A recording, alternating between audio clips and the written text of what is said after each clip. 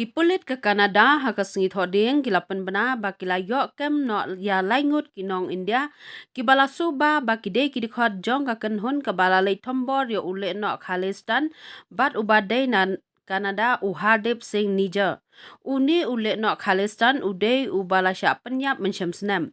namar laong ba ka jing sya Pyniap uni Niger kelawan ra ya ka jing yaken at hapdeng ke India bat ke Kanada ha ka ba ka Kanada kala kenno ba kide ki briu ki ba ka India ka phakhnang ban lek thombor ya ute ule no ubala kala long unong shong jong ka Kanada Henry ka daw ba ka Canada kam sngaw tanat ya katay ka jingja kala long namar ba ka India kala lek bantu klar but what ban shim sendon ya ka jingim jong ute unong shong ka Canada hapo uput usam jong kari Canada but kumta hi nadu katay ka por ka Canada kala berngem ban wan Phawat bnia hadu bandalap ya ki badon kti baro ha ka jing Pyniap ya ute ule no hapo ka Canada klem ka jing tip jong ki bor penyai ne katenat yada jong kari Kanada.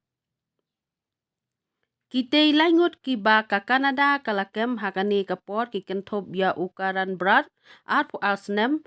ukamal prit sing arpu alsnem bat ukaran prit sing arpu prasnem. Ki balong tang ki nong leit shong shipor ha arbata menta lakum balai hadu sansnem ee. Kumta la pengat ru yaki hapo ki kendon pen kheny anjong ka jing Pyniap briu bat ka jing suboj ban lek kam sneu. Henry ki polit ka Kanada ki layat ho ba kite ki laingut ki de ki bom pat judon dak sneu ee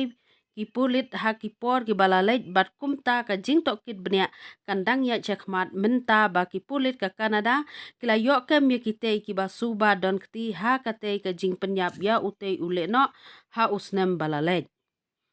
Nama loong baka Kanada nadu balasdang kalapharep ya ka India baka day ka India ka balapha ya ki briu jongka ban shim ya ka jing im jong utay unong yalam kate ka kenhon Lehnoh hapo uput usam jong ka Kanada kat bana kaliang ka India pat kala kentaj bathet kti bet ba kam shem la yadon benta hapo ka bayaday bat ka jing sya Pyniap jong utay ule no hapo Kanada namar ka India ka burom ya ka anjong kate ka para Marjanri.